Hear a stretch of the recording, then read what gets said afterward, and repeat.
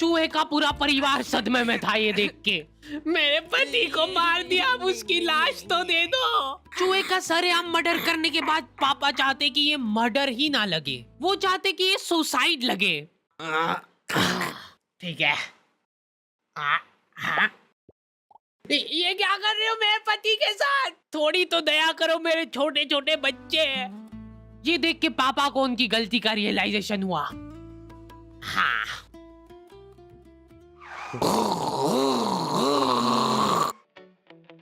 अगले दिन 4 चूहे सड़क पे चपटे हुए पड़े हैं। अगर तुमको भी रास्ते चलते ऐसे चपटे चूहे दिखे, तब समझ जाना कि वो सुसाइड तो नहीं है। हो सकता है कोई पिछली रात में आके उसको सुला के गया हो। सिर्फ एक आदमी था जिसको दुख था उन चूहों के जाने पे। अरे रोते थोड़ी क्या है ये? चुप चुप चुप चुप चुप। बेटा थोड़ी देर तो सोने दे तेरी माँ को। कुछ नहीं हुआ। चुप चुप चुप चुप। ये देख। अरे चुप हो जा यार।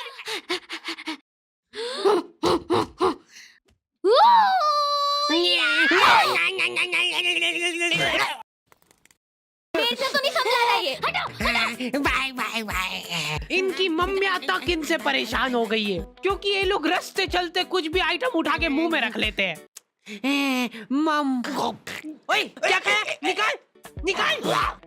पर मेरे को जानवरों से ज्यादा बच्चों से लगाव है, इसलिए मेरा सपना है कि एक आंगनवाड़ी खोलना है मेरे को। बहुत सारे लोग मेरे पास में शिकायत लेके आते हैं, बच्चे चुप नहीं हो रहे हमारे। हद से ज्यादा इजी है। चट मुंह बंद कर दो उनका। चुप हो जा, नहीं तो मार डालूंगा यहीं पे। ये हो गए चुप। चुप हो जा, चुप हो जा। आंगनवाड़ी एक ऐसी जगह है जहाँ पे बच्चों को कंसेंट के साथ टॉर्चर किया जाता है।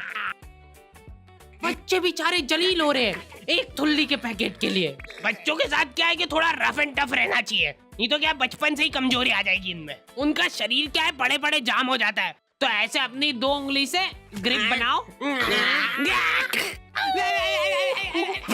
शॉट तो था अरे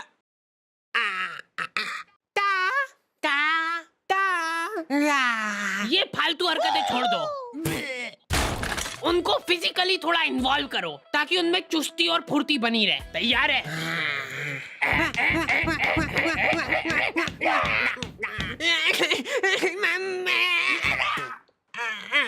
गिर गया है तो गिरने दो उसको, पड़े रहने दो। इग्नोर करो उसको, क्योंकि उसकी तरफ देख लिया तो वो पक्का रोएगा।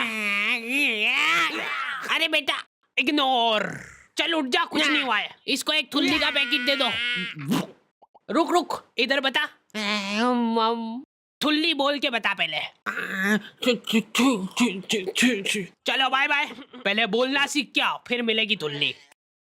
प्रॉफिट। अंकल जी, मैं पूछा था कि ये जो बच्चे हैं ये बेचते भी हो क्या आप?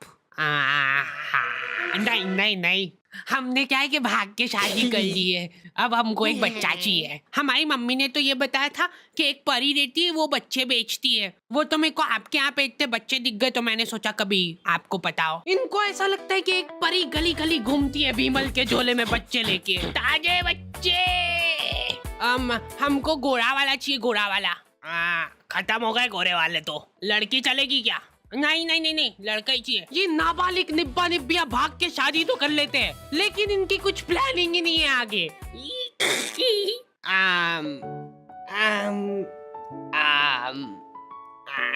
मम्मी की याद आ रही है ना? मैं तो घर जा रही हूँ वापस। अरे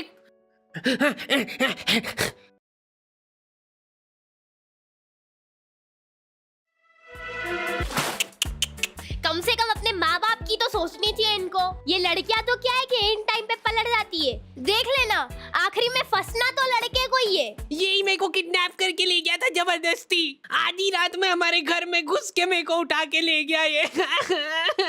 ले जाओ इसको जल्दी मेरी आंखों के सामने से। चला जाते रहे, डूंगे पे फटके लगाते हैं। और 10 साल बाद जब वो जेल में से निकलेगा तब लाइनें लग जाएगी लड़कियों की उसके मुंह पे थूकने के लिए। मैं को थूकने दो यार। मैंने 10 साल बाहर खड़े होके थूक जमा करा मेरे मुंह में। रुको मैं करूंगी। वापस ले लो मेरे को अंदर। अरे यार, ये थूक का कैसा टेस्ट रहता है। तुम्हारा इन निब्बा निब्बियों की शादी से कुछ लेना देना नहीं है, फिर भी तुम्हारी मम्मी तुमको जलील कर रही है। अगर तुम्हारे दिमाग में 1% भी थॉट है भाग के शादी करने का, तो वो भस्म हो जाए उसी टाइम। मेरी मम्मी की हॉबी है ब्लैकमेल करना। मेरे को बचपन में कभी फोन नहीं दिलाया घर वालों ने, तो मम्मी के फोन से ही मेरे को काम चलाना पड़ता था। उस मोबाइल में 2 फोटो एक साथ खींच लेते थे तो वो घबरा जाता था। हद से ज्यादा हैंग होता था वो फोन। पर मैंने ये चीज अपनी सक्सेस के बीच में नहीं आन दी। मैंने रिस्क लेके फिर भी लड़कीबाजी करी। तुम्हारा फेवरेट कलर कौन सा है? मम्मी तुम्हारी मुस्कुराहट देख के पहचान लेंगे। टर्की। अभी देखो चैटें चल रही थी हमारी और मम्मी ने आके मेरे से फोन मांग लिया।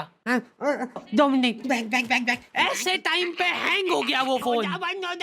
मेरे को तबीयत से कूटा था मम्मी ने। अब से अगर तूने मेरी बात नहीं मानी तो मैं तो तेरे पापा को बता दूंगी। ब्लैकमेल करने लग गई मम्मी मेरे को। ठीक से लगाया झाड़ू? कैसे लगाई है?